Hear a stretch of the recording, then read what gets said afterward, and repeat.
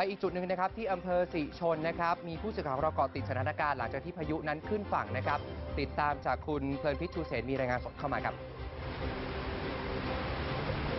คุณพิมพ์นภัสคะขณะนี้ดิฉันยืนอยู่ที่บริเวณสำนักงานศุลกากรของอำเภอสิชนจังหวัดนครศรีธรรมราชค่ะซึ่งจุดที่ดิฉันยืนรายงานอยู่ขณะนี้นะคะก็จะห่างจากบริเวณชายหาดหินงามค่ะระยะห่างกันสักประมาณ50 เมตรเท่านั้นค่ะขณะนี้ในพื้นที่หาดหินงามนั้นมีฝนตกลงมาอย่างหนักแล้วก็มีลมกันโชกแรงเป็นช่วงๆนะคะโดยคลื่นในทะเลนั้นมีความสูงประมาณ 4-5 เมตรในบางจุดทีเดียวค่ะ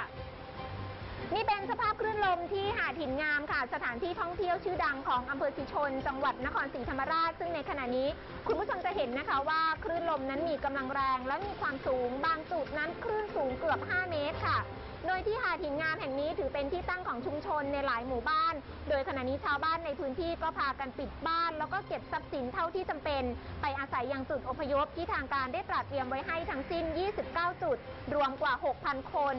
1,500 หลังคาเรือนค่ะขณะที่หลังเที่ยงเป็นต้นมาก็พบว่าคลื่นลมที่บริเวณหาดปลายทอนในตำบลทุ่งปลังตำบลทุ่งใส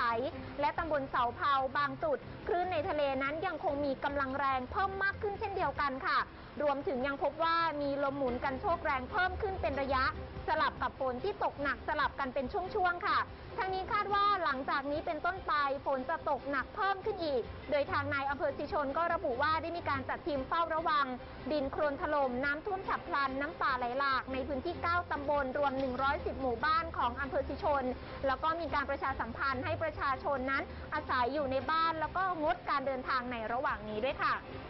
ล่าสุดณขณะนี้ในพื้นที่อำเภอสิชนนะคะก็กระแสไฟฟ้าดับต่อเนื่องกันมานับชั่วโมงแล้วค่ะเช่นเดียวกับมีรายงานว่าในพื้นที่ของอำเภอท่าสารานะคะขณะนี้กระแสไฟฟ้าก็ดับเช่นเดียวกันโดยทางในส่วนของอำเภอท่าสารานั้นมีรายงานค่ะว่ามีการปิดการจราจรไม่ให้รถยนต์ผ่านในช่วงของถนนบริเวณปากพยิงเนื่องจากเป็นพื้นที่ที่ติดกับริมชายฝั่งทะเลค่ะคุณพิมพ์นภัสคะ